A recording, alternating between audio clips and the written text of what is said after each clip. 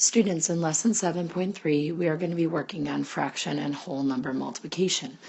Our essential question for this lesson will be, how can you find the product of a fraction and a whole number without using a model? So in lesson 7.2 and 7.1, we used a model, but in this one, we're not going to use a model. So we're going to start with the unlock the problem real world. Charlene has 5 1-pound bags of different color sands. For an art project, she will use 3/8 pound of each bag of sand to create a colorful sand art jar. How much sand will be in Charlene's sand art jar? So how much sand is in each bag? According here, she has 5 1-pound bags. So what we're going to write down is 1 pound. And then next, it says, will Charlene use all the sand in each bag? Explain. Well, we know, boys and girls, that no, she will not use the sand. She will only use a fraction of the sand in each bag. And we know that specific fraction will be 3/8. So we're going to jump into this problem and solve it and get our hands dirty. So what it says is we need to do is multiply a fraction by a whole number. So in the model, it says shade the model to show 5 groups of 3/8. So students, we are going to first shade a model to show 5 groups of 3/8. So we have our 5 times our 3/8. But now we're going to split it up across 3 models. So we are going to start shading our model. So we're going to shade 1 whole full bar on each of the 5. And then we're going to shade like half of the next one.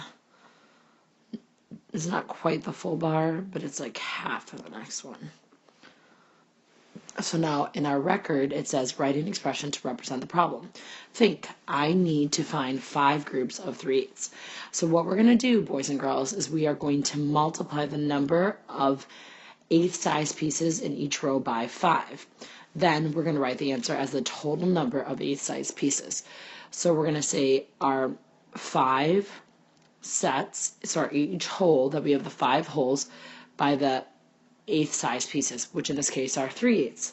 So 5 times 3 is 8.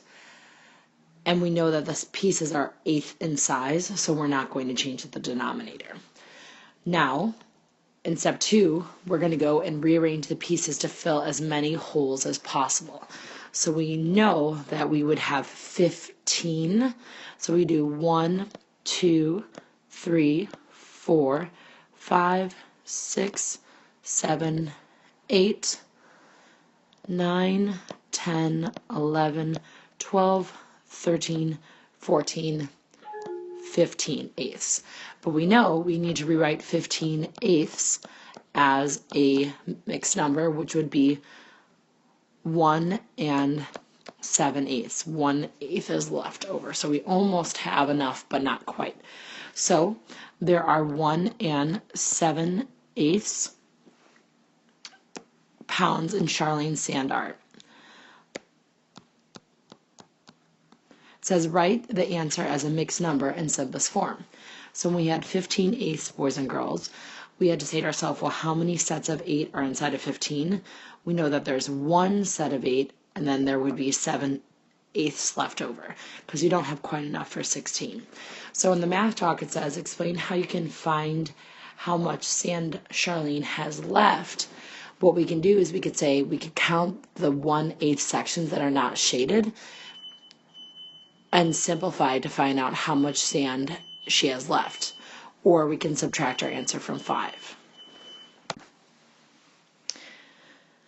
And boys and girls, as you can see, you have 8/8, which we traded for 1 whole, and then we have 7/8, so we didn't have quite enough for another whole, but we have 7 out of the 8 we need, and that's why one of those 1/8 is empty. So we're going to go on to the next example where it says multiply a whole number by a fraction. Kristen brought in 4 loaves of bread to make sandwiches for the class picnic. Her classmates used 2/3 of the bread. How many loaves of bread were used? So what we're going to do is we're going to model 2/3 of 4. So as you can see, we have our 4 holes here, and what we're going to do is we're going to shade the model to show 2/3 of 4. Think, I can cut the loaves into thirds and show 2/3 of them being used. So what we're going to do is we're going to use the little dashed lines, and we're going to cut up the models into thirds.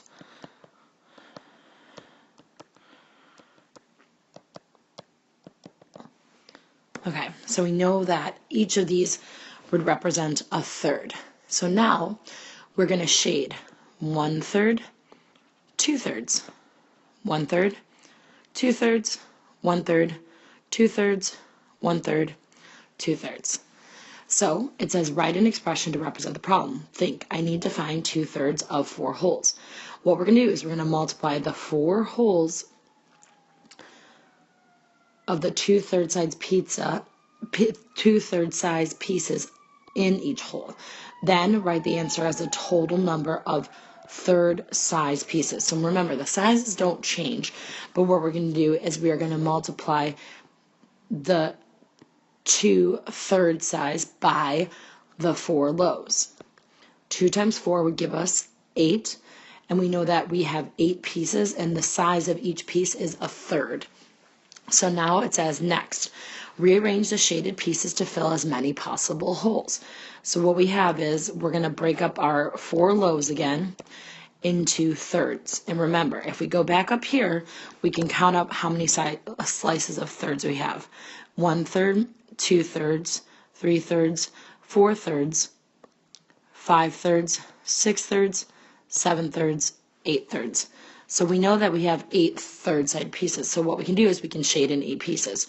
So we have 1, 2, 3, 4, 5, 6, 7, 8. So as we look at our drawing in our diagram, we can see that 2 whole loaves of breads are being used, and 2/3 of one other loaf were being used. So we're going to write our answer as a mixed number. So we know we counted up the third size pieces and we had 8 thirds, but then we rearranged the shaded pieces to see that we had 2 whole loaves that were taken up and then 2/3 of one additional loaf that was being used. Next, would we have the same amount of bread if we had 4 groups of 2/3 of a loaf? So the answer to that is yes, boys and girls, because 4 groups of 2/3 or 4 times 2/3 is equal to 8 thirds or 2 2/3. And we know because of the commutative property of multiplication, it doesn't matter what order that you multiply the product in, you are going to get the same answer. So what we're going to do is we're going to look at the next where it says try this. Write the product and find the product and write the product in simplest form. So what we're going to do is we're going to take 4 times 7 sized 8/7 pieces. So each of these pieces are an eighth, but we're going to times our whole number 4 by 7.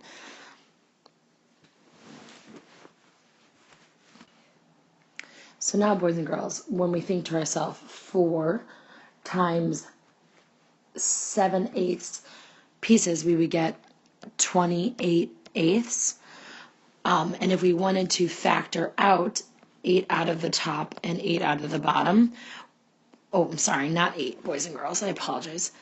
I'm just going to go cross through that. So if we have 28/8, we know that 28/8 would give us 3 1/2 left over.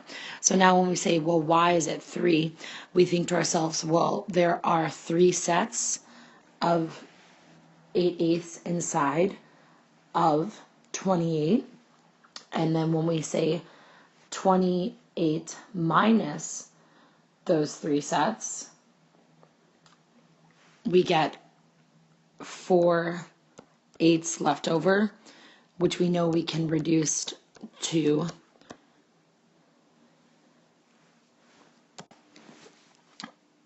2/4, which we can also reduce to 1/2. So our answer would be 3.5. Now again, we're going to do the same similar problem, but now we're going to have our fraction first, and we're going to multiply 5/9 times 12. So when we do that, we say, well, 5 times 12 would give us 60/9, and we know that 60/9, we have to think to ourselves, well, how many 9s fit inside of 60? 6 sets of 9 fit inside of 60. And we know that because 9 times 6 is 54. And then when we have 60 minus 54, we know that we have 6/9 left over. Now, we also know that 6/9 can be simplified because we look at 6/9 and we say, what is a common factor that 6 and 9 have in common? We would say 3, so we can divide that out of the top and the bottom. So you would get 6 and 2/3 as our final answer. So I want to go over one common error. A lot of times when students are first going through and practicing this skill again of multiplying a whole number by a fraction, what they do wrong is that they multiply the whole number by the denominator. So that's how they got the 32.